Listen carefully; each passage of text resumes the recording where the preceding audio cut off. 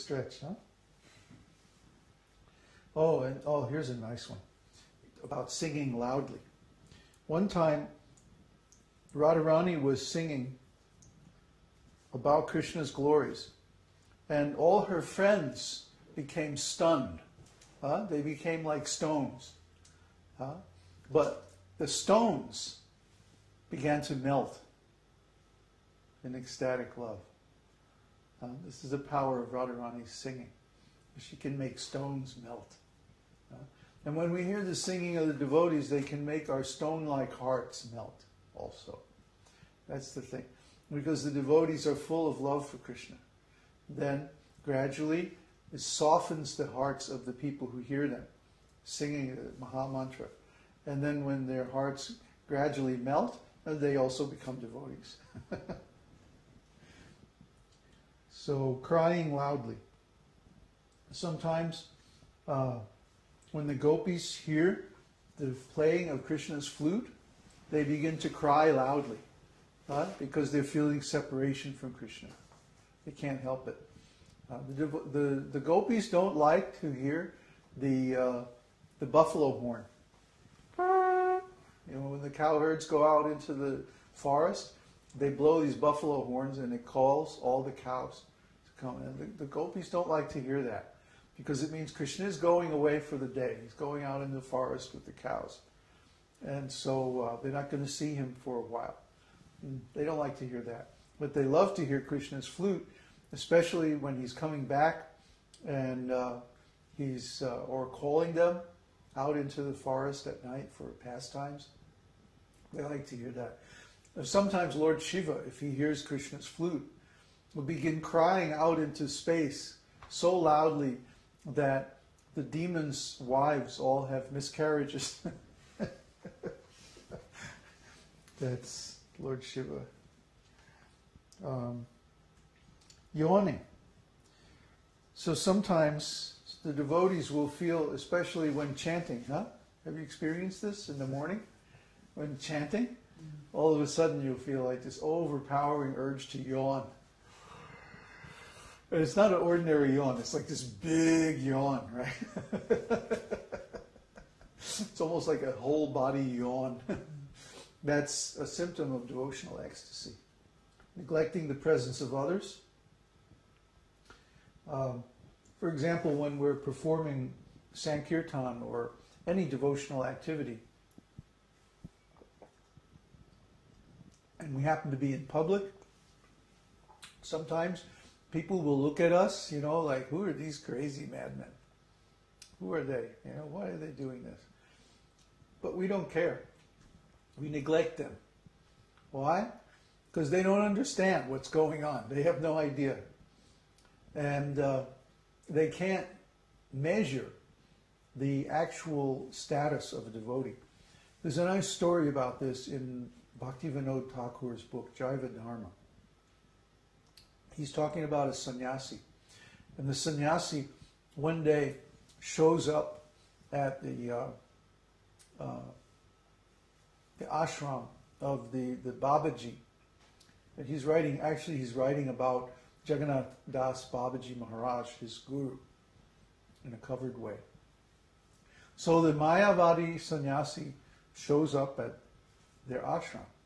And they're like, uh-oh, what's this guy doing here? He's going to cause some trouble, But he doesn't. He's very nice and he's soft-hearted. And he falls at their feet and he begs to become a devotee. So the devotees are asking him, well, you're a Mayavadi sannyasi. Why do you want to become a devotee? And he says, well, for many years I studied all the scriptures and Vedanta according to the impersonal conclusions of Shankaracharya. And I was meditating for many years on impersonal Brahman. And as a sannyasi, of course, I had so much status, social status and facilities and like that. And but I really couldn't realize anything. I mean, they keep telling me, well, you're going to experience bliss, ananda. But I didn't experience any bliss. It was dry. Then one day, I was sitting by one of the ghats near the Ganges, and a devotee came by. And he was in total ecstasy. He was One minute he was laughing, the next minute he was crying. Then he would chant the holy name very loudly, and then he would cry out, and he would fall on the ground and roll in the dust. And then he would get up and he would dance again, and then, he was going through all these incredible ecstatic moods.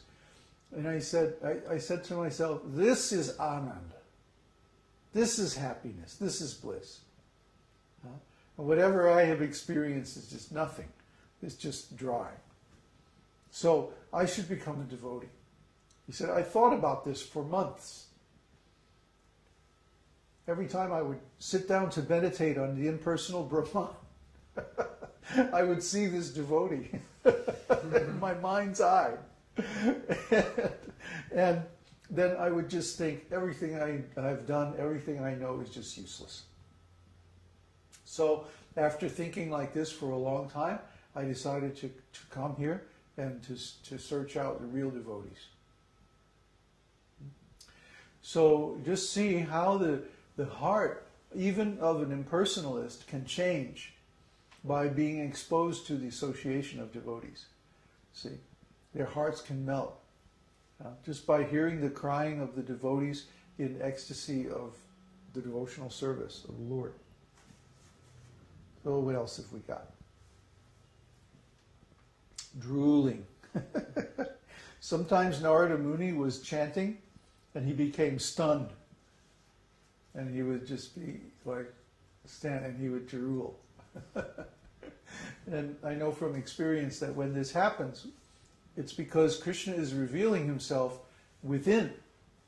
And so the devotee's attention goes completely within.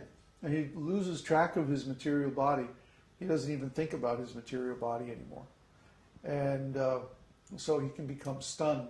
And just like when you're asleep, sometimes you drool. Well, also when you're in transcendental ecstasy, the same thing can happen. The laughing like a madman. When a devotee laughs very loudly like a madman, it is done out of an extraordinary agitation of ecstatic love within the heart. Such mad laughing is an expression of the condition of the heart, which is technically called attahasa. Attahasa. When a devotee becomes affected with this mental condition, his love is expressed through the lips. The laughing sounds, coming one after another, are compared to flowers falling from the creeper of devotion which grows within the heart of the devotee. Very nice comparison. And we've all experienced this, especially during kirtan, but it happens even during japa. Sometimes Krishna will reveal himself in such a funny way that we can't help it, we just start laughing. So, what can I tell you? You have to experience all these things for yourself. If I just sit here and tell you about it, it's like, what is he crazy? What is he talking about? If you have never experienced these things for yourself, then you can't imagine how wonderful they are. See? Why do the devotees give up all kinds of material sense gratification? How can they do it? In material consciousness, sense gratification is the only chance for happiness. Without sense gratification, life would seem useless, dry, dull. But the devotees give up all kinds of sense gratification without even trying, without even thinking about it. It's just automatic. Why? Because we're getting higher spiritual pleasures from within. That's the only way it is possible. If you try artificially to give up all happiness, you'll only last a couple of days, if that. As soon as you get a chance, you'll be right back at it. Material sense gratification. But the devotees go for years and years and years without material sense gratification, and it's not even a strain. It's not even an effort. Why? Because we have a superior taste of spiritual enjoyment within. A crude example, let's say, from music. It's like once you actually understand the taste, or you get a taste for classical music, or really, really good jazz, like Coltrane or something, You don't ever want to listen to Elvis Presley. You don't ever want to hear Madonna, what to speak of rap or any of that icky garbage. You just want to hear Mozart and Beethoven and Shostakovich and, you know, people who are really good, right? Why? You get much more pleasure from it. The taste of pleasure is much higher. Just like you can't say, for example, that a child's drawing is as good as a great master, like, you know, Picasso or, you know, any of the great master painters. Why not? Because if you have any taste in art, you can see, oh, there's so much more expression here. There's so much more value in the master's painting. And the child